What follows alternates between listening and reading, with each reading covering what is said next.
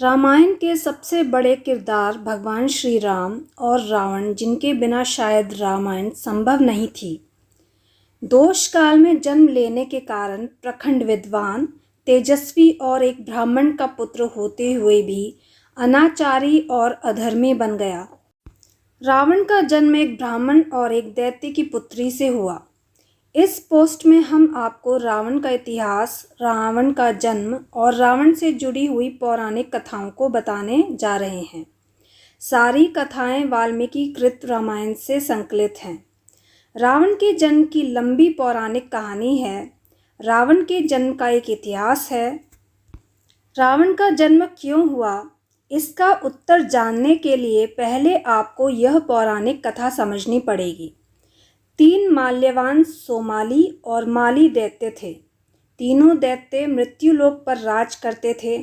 Malyavan Somali और माली इस मृत्युलोक को जीतने के साथ साथ देवलोक को भी जीतना चाहते थे।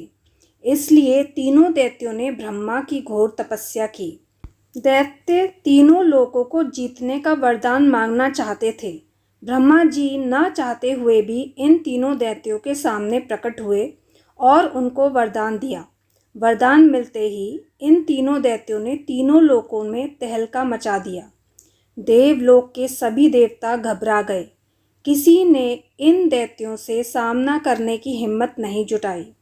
सभी देवता भागकर भगवान शंकर के पास गए, लेकिन भगवान शंकर ने भी अपने आप को असमर्थ बताया। भगवान श्री शंकर की सलाह पर सभी देवता विष्णु जी के पास गए। सभी देवताओं ने दैत्यों से रक्षा की विनती की। भगवान विष्णु जी ने सभी को निश्चिंत करने का आश्वासन दिया। भगवान विष्णु दैत्यों का सामना करने के लिए मृत्युलोक गए। वहां जाकर माल्यवान सोमाली और माली को युद्ध के लिए ललकारा। भगवान विष्णु और तीनों दैत्यों में घमासान युद्ध हुआ। युद्ध में माली मारा गया। माली की मौत से दोनों दैत्य माल्यवान सोमाली डर गए और पाताल लोक भाग गए। बहुत समय बाद सोमाली वापस मृत्युलोक आया, लेकिन उसको अभी डर था कि कहीं देवलोक से कोई उसको मारने नहीं आ जाए। इसीलिए कोई ऐसा देव दैत्य चाहिए जो देवता से मुकाबला कर सके। इसलिए रावण ने नाना सोमाली और रावण की नानी के सुमिति दोनों ने मिलकर एक योजना बनाई। सोमाली ने लंका नरेश कुबेर के पिता ऋषि विश्वा से अपनी पुत्री केकसी का विवाह करने की तरकीब बनाई। चूँकि केकसी एक धर्मपरायण कुमारी थी, इसलिए वह अपने पिता की बात को टाल नहीं सकती थी। सोमाली के कहने पर केकसी अपने पिता की आज्ञा मानकर विश्वा के पास गई। दैत्य केकई को पाताल लोक से धरती लोक आने में कुछ समय लगा, इसलिए शाम हो गई थी। बादल गरजने लगे, बारिश शुरू हो गई। दैत्य केकसी ने विश्वा को प्रणाम किया और उनसे विवाह कर एक पुत्र की मांग की। विश्वा ने कहा, कुमारी, हम तुम्हारी इच्छा को पूरी कर देंगे, लेकिन तुम यहाँ पर अशुभ और राक्षस प्रवृत्ति समय में यहाँ पर प्रवेश किया, अतः जो भी संतान होगी राक्षस बनेगी और देवताओं का संहार करने वाला बनेगा। केकसी ने विश्वा के पैर पकड़ लिए। मुझे तो आपके जैसा धर्मात्मा और ज्ञानी पुत्र चाहिए। अच्छा, ठीक है, मैं तुमको एक और पुत्र दूंगा जो मेरी तरह सदाचारी और विद्वान होगा। केकसी के मोह में आकर ऋषि विश्वा ने कुबेर को छोड़ दिया और केकसी के साथ रहने लगे। समय रहते केकसी की 4 संतान हुई। रावण, कुंभकर्ण, शूर्पणखा और विभीषण उनके नाम रखे गए। रावण, कुंभकर्ण, शूर्पणखा एक प्रवृत्ति के और विभीषण अलग प्रवृत्ति का था।